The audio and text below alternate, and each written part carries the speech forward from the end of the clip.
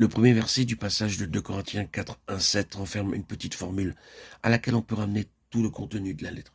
C'est pourquoi, ayant ce ministère, c'est aux croyants de Corinthe que l'apôtre est en train d'écrire. Et une des caractéristiques de cette lettre, comme des lettres de Paul en général, est qu'il se place vis-à-vis de ses destinataires sur un pied de dépendance mutuelle. Il se regarde unis à eux, et il les regarde comme unis à lui, de telle sorte que tout ce qui surgit entre eux devient un problème commun. Il ne dit pas puisque j'ai ce ministère, il dit nous avons ce ministère.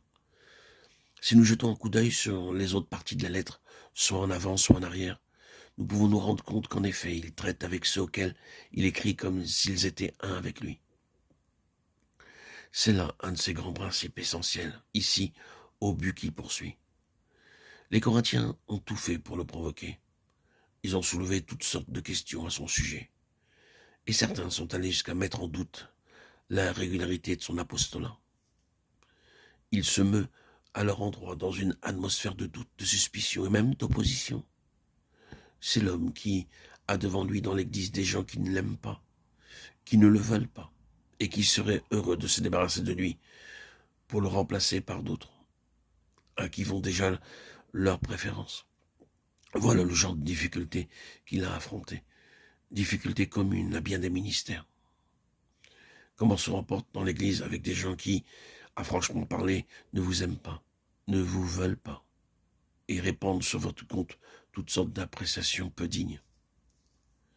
Le Saint-Esprit, en pareil cas, et c'est là une des belles expressions de la sagesse divine, se solidarise avec eux, leur fait constater qu'ils sont impliqués dans sa propre situation et lui dans la leur, et traite la chose comme un problème, comme aux deux parties.